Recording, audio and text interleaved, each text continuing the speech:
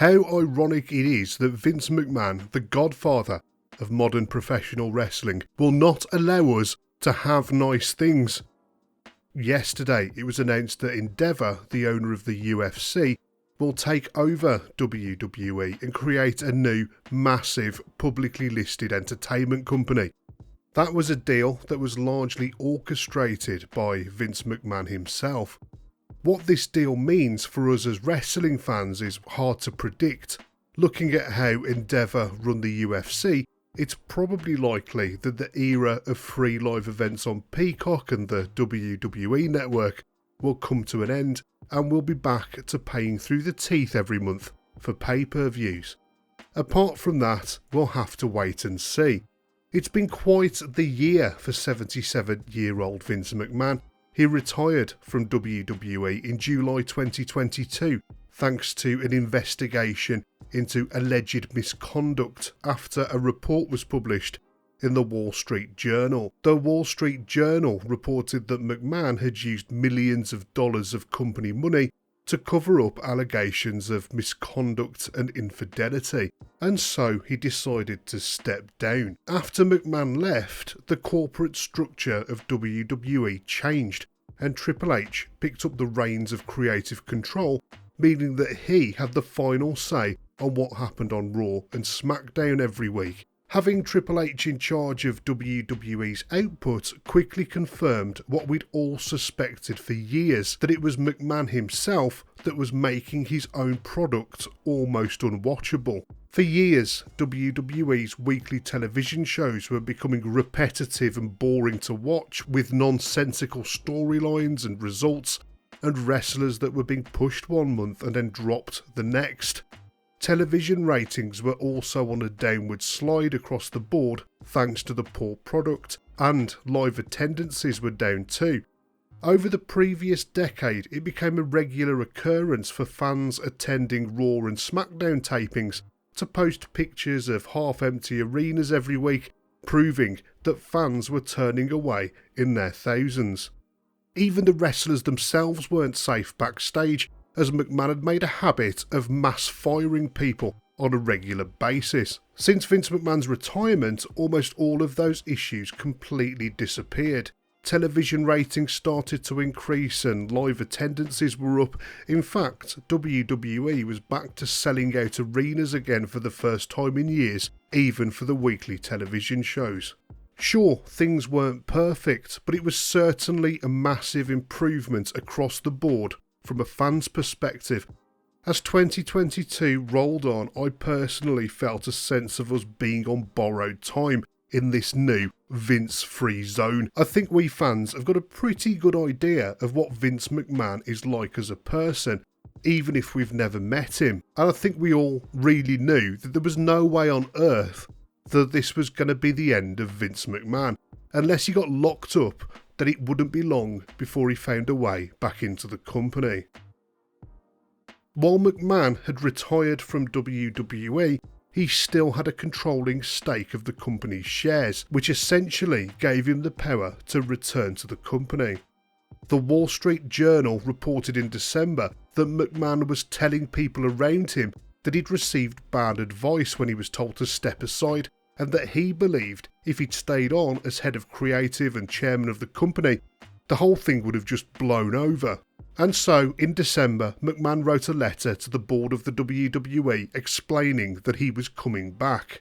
With his foot firmly back in the door, it was really a case of not if, but when he would be writing episodes of Raw and SmackDown again. And then reports started to emerge of wrestlers panicking backstage about the situation, not only fearing for their spots on the card, but fearing for their entire careers, no doubt.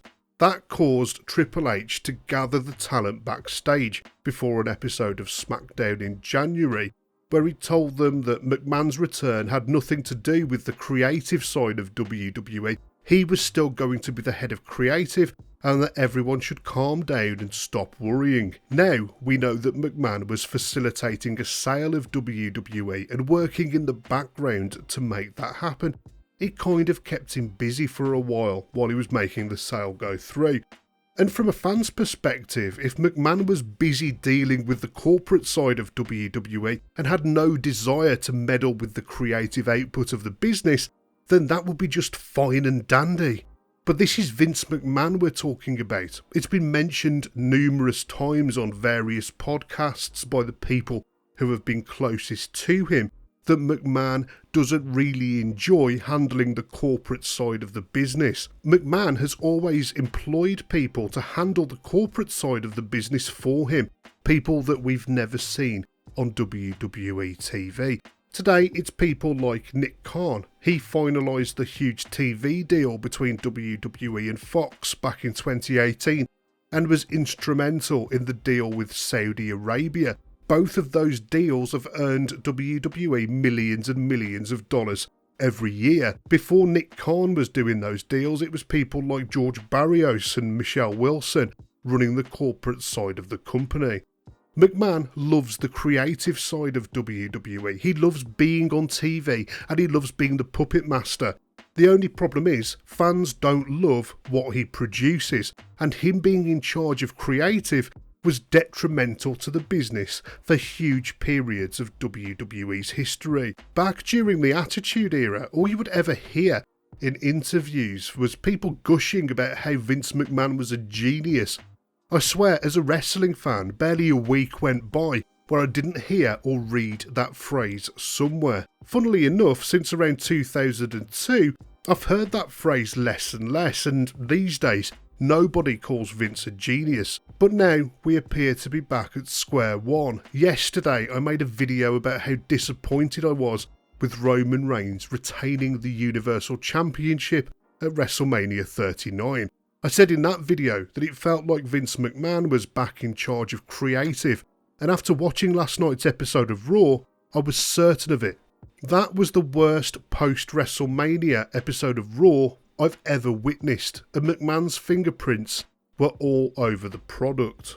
Instead of forcibly returning to his original role in the company, McMahon has weaseled his way back in bit by bit, which somehow seems to make it worse.